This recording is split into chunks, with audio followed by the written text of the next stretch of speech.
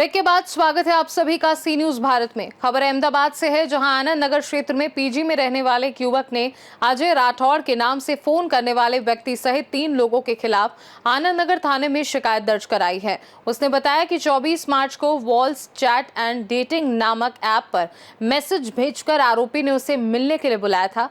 युवक उससे मिलने फास्ट फूड की दुकान पर गया तो उस व्यक्ति ने उससे 10,000 रुपए मांगे और घर जाने की बात कहकर उसे जुहापुरा ले गया। रास्ते में एक और व्यक्ति आया और उसने कहा कि वह पुलिस को बुलाएगा। दोनों ने बताया कि वे लोहा चोरी करने आए थे और शिकायतकर्ता के साथ आए युवक की पिटाई शुरू कर दी।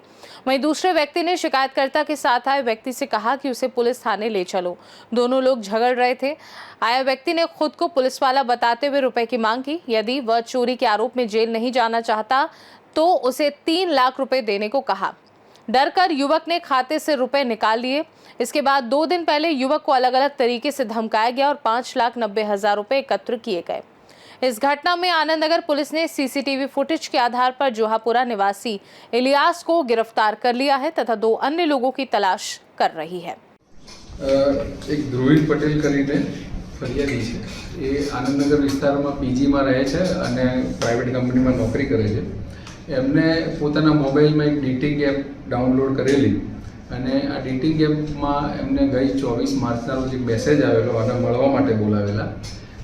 એ દરમિયાન જે અજાણી વ્યક્તિ છે એની સાથે આમની મુલાકાત થયેલી અને મુલાકાત દરમિયાન એમને જે અજાણી વ્યક્તિ છે એને પૈસાની માંગણી કરેલી। એ વખતે આ જે ધ્રુવીન છે એની જોડે ધ્રુતેન એની જોડે પૈસા ન હોય અને એને કીધું કે હાલ મારી પાસે પૈસા નથી। એ પછી જે અજાણી વ્યક્તિ છે એ આ ફરિયાદીને રિક્ષામાં બેસાડીને જુહાપુરા બાજુ લઈ ગયેલા। દરમિયાન બીજી એક અજાણી વ્યક્તિ આવેલી અને આ બંનેને એવું કીધેલું કે ભાઈ તમે અહીંયા ચોરી કરવા માટે આવેલા છો અને લોખંડની ચોરી કરવા આવ્યા છો તો હું પોલીસને જાણ કરું છું અને એને કોઈ બીજી વ્યક્તિને ફોન કરેલો। એ દરમિયાન એક ત્રીજી વ્યક્તિ આવેલી અને એણે અમને કીધેલું કે ભાઈ હું પોલીસ સ્ટેશનથી આવ્યો છું અને તમે આ ચોરી કરવા આવ્યા છો, તમારા વિરુદ્ધમાં પોલીસ સ્ટેશનમાં ફરિયાદ દાખલ કરવામાં આવશે। જો ફરિયાદ દાખલ ના કરવી હોય અને કંઈ તમારે એમાંથી બચવું હોય તો તમારે મને 3 લાખ રૂપિયા આપવા પડશે।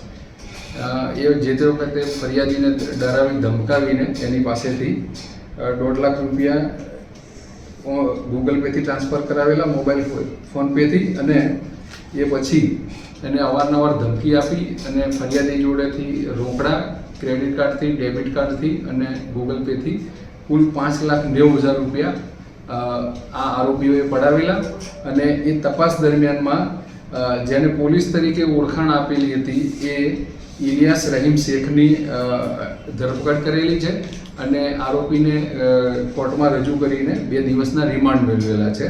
અને આમાં એક બીજા અન્ય જે આરોપી હતો એનું મુસ્તક ચૌહાણ કરીને એની ઓળખાણ થયેલી છે। બાકીના આરોપીની ઓળખ કરવાની બાકી છે અને તપાસ ચાલુ છે।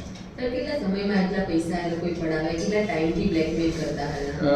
લગભગ છેલ્લા 2-1 મહિનાથી આ જે આરોપીઓ છે એ ભેગા મળી અને ફરિયાદીને બ્લેકમેલ કરી અને 5,90,000 જેટલી રકમ એમની જોડે બળજબરીથી કઢાવેલી છે। સાહેબ, આરોપીનો કોઈ બેકગ્રાઉન્ડ છે? અગાઉ એના પકડાયો હોય નોકરી પોલીસમાં?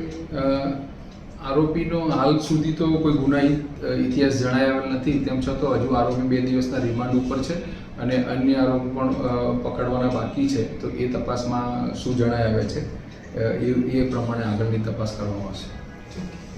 अहमदाबाद से सी न्यूज संवाददाता यज्ञेश गोस्वामी की रिपोर्ट। इस खास रिपोर्ट में बस इतना ही। देश दुनिया की बाकी खबरों को जानने के लिए आप देखते रहिए सी न्यूज भारत।